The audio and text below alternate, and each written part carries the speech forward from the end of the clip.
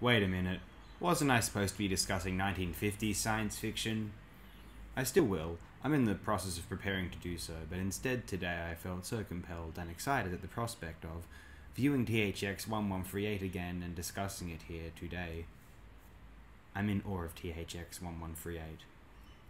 A very young George Lucas, still in his mid-20s, helmed this dystopian cinematic classic, transferring the most terrifying visions of Huxley, Bradbury, or PKD into an archetypal realization of a functional ant-hill state, the suppression of emotion, the control of mood, the relegation of purpose to a collectivist hive mind's cogwheel.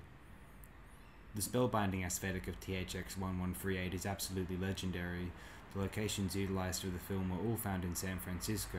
These included the unfinished tunnels of the Bay Area Rapid Transit subway system, the Lawrence Livermore National Laboratory, the Marin County Civic Center in San Rafael designed by Frank Lloyd Wright, the Lawrence Hall of Science in Berkeley, the San Francisco International Airport, and at a remote manipulator for a hot cell.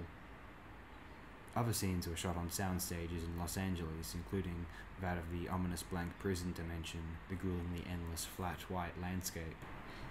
The claim that the film was shot with entirely natural light is phenomenally impressive to me. It is amazing what slightly obscure, modernist, or otherwise experimental architectural spaces could do for a futuristic science fiction film production. I'm thinking now about the earliest two Cronenberg features and Michael Mann's films Thief and Manhunter in the 1980s, and in those films' cases, they were present day or near future. Lucas conjured the illusion of a far future nightmare by disguising several spots within sunny California.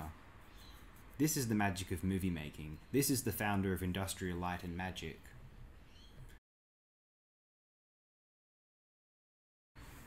Thematically, it is easy to claim that THX 1138 might be adding nothing new that certain sci-fi authors hadn't already made iconic in the past 3 or 4 decades prior to its initial release, and one could be really cynical and argue it treads no new narrative cerebral ground than Metropolis did in 1927, and or without as much textual substance perhaps as Jean-Luc Godard's stirring 1965 production Alphaville.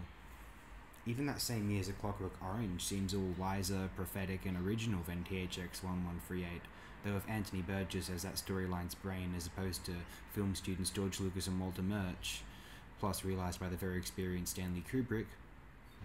This is to be accepted and appreciated. A Clockwork Orange and THX 1138 as a comparison is actually mildly interesting.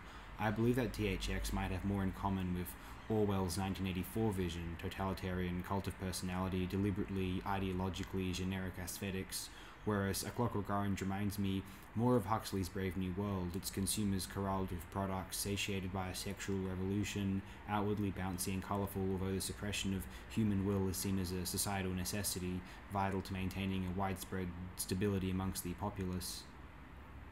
This may not be anything like a perfect comparison, although it may help to illustrate why A Clockwork Orange remains now one of the most iconic and discussed films ever released, and THX is considered maybe almost a novelty of early George Lucas, although its closing shot has become well known and recognised in its own right. I actually remember seeing that shot for the first time in a documentary on the Star Wars trilogy. It was on the 2004 box set, so it must have been this Empire of Dreams title, and it displayed, rather briefly, this early film of George Lucas's, what was apparently its closing shot. It made an impression on me. Wow, what if you had just seen the sun for the first time? Wow, what if a film could make you feel that elusive sensation? I've read somewhere or other someone claimed, it's the greatest final shot in film history. Yeah, you know what? I don't feel like arguing against that. I don't have the will, and I don't have the want. Maybe I agree with it. Think today, I mentioned Orwell and Huxley just before, how 1984 is considered a bit of a cliche, invoking Orwell, the stuff of lay people and arrogant conspiracy theorists, Big Brother and that whole charade. Whereas Huxley's Brave New World offered a vision of omnipresent top-down control which didn't rely on brutal policing in prison cells, but on pleasure, distraction, and neurological maintenance. It soon reflects where we are now, as opposed to the valid, though intended, critiques of the Soviet state which horrified Orwell and many others. Their method of controlling their populations was ultimately untenable. Though surveillance remained, Huxley gave the corporate and political overlords of the West some very useful ideas. Think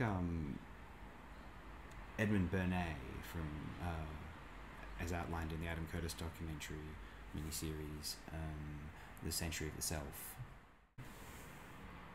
The point I am trying to make is that THX 1138 might be nothing new to those who have read science fiction literature of the 20th century, or even those who have seen science fiction films of the dystopian bend released since 1971, and perhaps a couple released before it. Instead, appreciate this audacious feature as a filmic masterpiece, one of the most fascinating American film productions of the 1970s and plausibly ever. Think about how much it taught George Lucas as he fairly soon went about changing the world as we know it. It is reflexive now to bash George Lucas. The Star Wars prequels were maligned, and his altering of beloved classics, including this one, has angered countless in the film-obsessed community. I myself am only upset that he has seemingly made the original cuts of these films mostly unavailable. The original trilogy was available unaltered on DVD in the late 2000s, although these were considered unideal transfers. THX 1138 was released theatrically in 1971 with 5 or so minutes cut, being re-released in 1971 after Star Wars smashed success, the film now being screened as Lucas had intended. Or not. In 2004, Lucas put out a director's cut which included CGI shots of trams and vehicle sequences so as to grant the subterranean city a greater spaciousness, I assume. Sadly, this really only hinders the powerful affect of the film and is aesthetically jarring to say the least.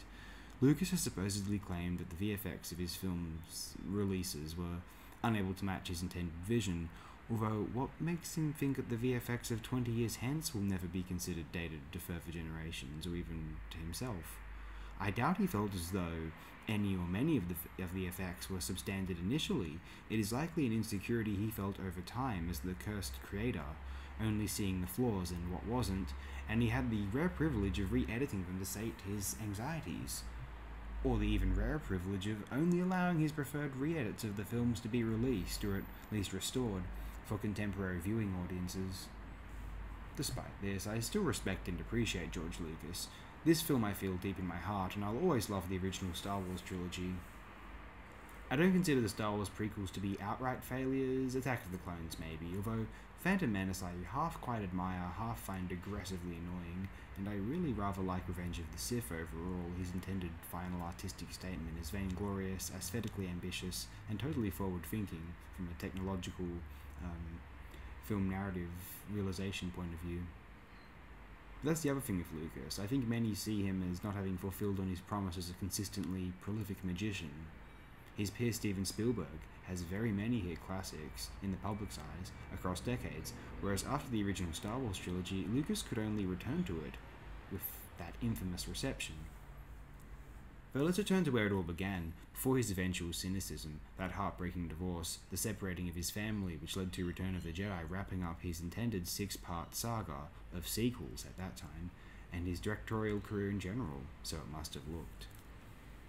Even today, Lucas is sometimes so criticised that his contributions to first the Indiana Jones trilogy, or quadrilogy I suppose, are kind of malignantly downplayed.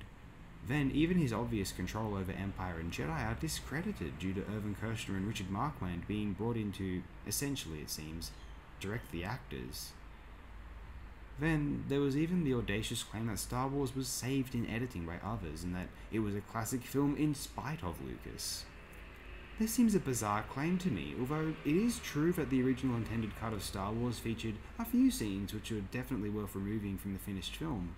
I've seen that cut, with the opening scene cutting to Luke watching the battle below on Tatooine with his friends, plus the human Jabba. That's featured in the film. That's in special editions as well, although they've CGI'd him. Yes, it is preferable that we received the film we know, although wouldn't there be numerous, possibly countless, directors who others claimed that scenes ought to be removed, to which they agreed? We have to remember, directors having final say over a film, especially during the 20th century, was not very common at all, and so if a scene was cut and a director wasn't happy, then we'd better believe it was a scene which they considered pivotal in their film. An editor's suggestion, too, is different from a producer's suggestion. If anything, it could mean that the editor or editors, and these people aren't necessarily just studio hacks either, many of them care deeply about the art of filmmaking, believed in the film, and were seeking to help Lucas realize its fullest potential. If Star Wars was saved in editing, then every great film ever made was saved in editing. There were deleted scenes in The Good, the Bad, and the Ugly that really hurt that film. Believe me, I've seen that film with the deleted scenes included in it, and they're not very good. They're jarring as all hell. I don't know if that's just because one saw the film prior to them being in there, but still. Anyway, let's move on. In any case, THX-1138 proves what a genius visionary George Lucas was, undeniably, at one time in his life. If anyone has yet to see this film, try and view the 1977 cut. Avoid the 2004 cut if possible, because even if you think you could just ignore those inserted digital shots, it removes from one's brain that exact beautiful impression of the film, which I consider to be one of the most valuable to possibly experience in human art. I cherish this film, and anyone who likes Star Wars or what Star Wars did to this world, I think they ought to cherish THX-1138 as well. Thanks all, have a fantastic day, night, wherever you are. Oh yeah, you might be noticing, you're releasing more than one of these a day. Is the point of these not meant to be film of a day? Not necessarily. It's meant to be a film for each, a film / an upload about a film for each day since the day the Escape to Burma video was uploaded. And I'm a little bit behind. I have been for quite some time, but I'm actually catching up. Anyway, that's irrelevant really. Have a great one.